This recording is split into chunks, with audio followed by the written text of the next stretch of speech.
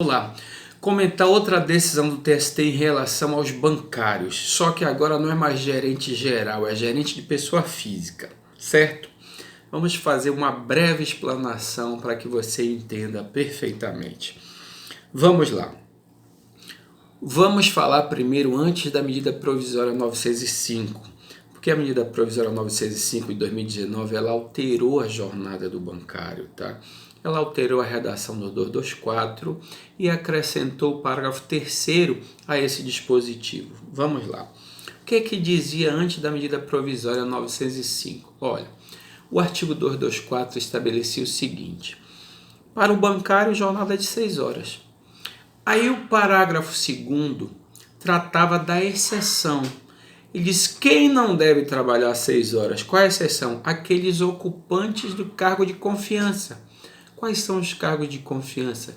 Direção, chefia, gerência, que não a gerência geral, mas esse caso, por exemplo, gerente de pessoa física, gerente de pessoa jurídica, gerente de relacionamento, gerente não sei do que, gerente de serviço, gerente, não importa. Sendo cargo de confiança é a exceção, ou seja, deve trabalhar 8 horas, tá ok? E o que aconteceu nessa hipótese? O sindicato da categoria profissional dos bancários, como substituto processual, certo?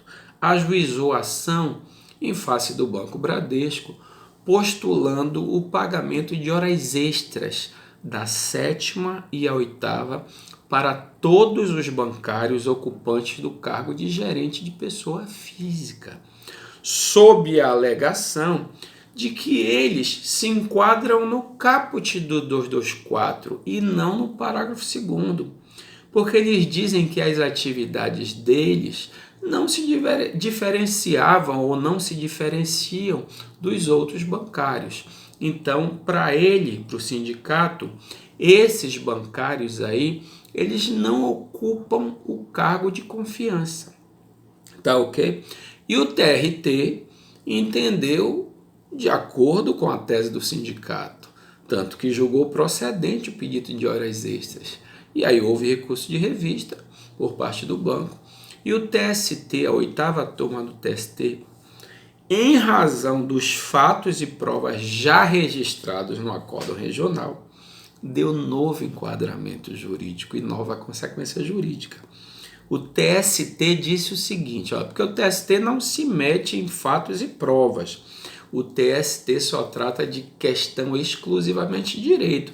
Ele pode dar novo enquadramento para aqueles fatos e provas já registrados. Ou seja, tudo que o TRT registrou ali como fato e prova, o TST tem como verdadeiro.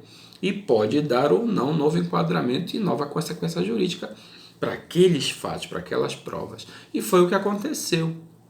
O TST disse o seguinte: não, esses fatos aqui registrados dessas atividades, como participantes de comitê de crédito, né, liberam cheques, concedem empréstimos, liberam empréstimo de 10 a 30 mil, tem subordinados como os caixas, os escriturários, os atendentes.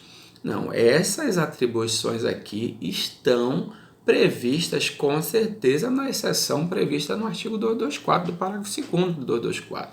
Ou seja, o TST para essas atividades disse que isso sim se enquadra como cargo de confiança para esse bancário ocupante do cargo de gerente de pessoa física, tá certo? Então foi nesse sentido. Por que eu falei tudo antes da medida provisória? É óbvio, porque nós estamos tratando de direito material. E a medida provisória é de 2019, né? Agora foi de dezembro de 2019, a 905, porque ela alterou a redação. Ela disse o seguinte, olha, no 224, ela disse que só quem trabalha exclusivamente no caixa tem uma jornada de 6 horas. Ou seja, tem direito à 7ª, 8ª, tudo além da 6ª. E lá no parágrafo 3º, esse parágrafo 3º do 224 foi acrescentado pela medida provisória 905. Ele diz os demais bancários têm que trabalhar 8 horas, ou seja, porque ele está dizendo que tem direito às horas além da 8ª, então a jornada é de 8 horas. tá certo? Então, como ficou com a medida provisória 905 agora? Todos os bancários têm que trabalhar 8 horas, salvo os que trabalham exclusivamente no caixa, que tem que trabalhar 6 horas, tá certo? Então, vamos lá. Então, tem requisitos objetivos e subjetivos para esses ocupantes de cargo de confiança. Quais são? Primeiro, tem que ter um pouco mais de fidúcia que o caixa, que o escriturário, tem que ter subordinado, né? Então, por exemplo, o tesoureiro, ele tem um pouco mais de fidúcia, né? Ele mexe com muito dinheiro, ele tem como subordinados os caixas, o gerente de pessoa física, o gerente de pessoa jurídica. E o requisito objetivo, eles têm que ter subordinados, ele tem que ter um grau de fidúcia maior, então uma responsabilidade maior. Então o TST entendeu que todas essas atividades atribuídas a eles os levam a um grau de fidúcia maior que se enquadra no parágrafo 2º do 224, que não houve alteração, né? O parágrafo 2º do 224 ele permanece, tá ok? E tem um requisito objetivo, que é a gratificação de 1/3, tá certo? Então, além desses requisitos subjetivos, tem a gratificação de 1/3. Essa gratificação de 1/3 em relação ao salário efetivo do cargo, né, do cargo efetivo, é semelhante ao gerente geral, só que lá é 40% e aqui é 1/3, tá certo? Então nós temos essa estrutura, né, antes da medida provisória 905. E é óbvio que se aplica a esse caso aí, porque foi julgado agora recentemente no TST. Nós estamos falando de direito temporal.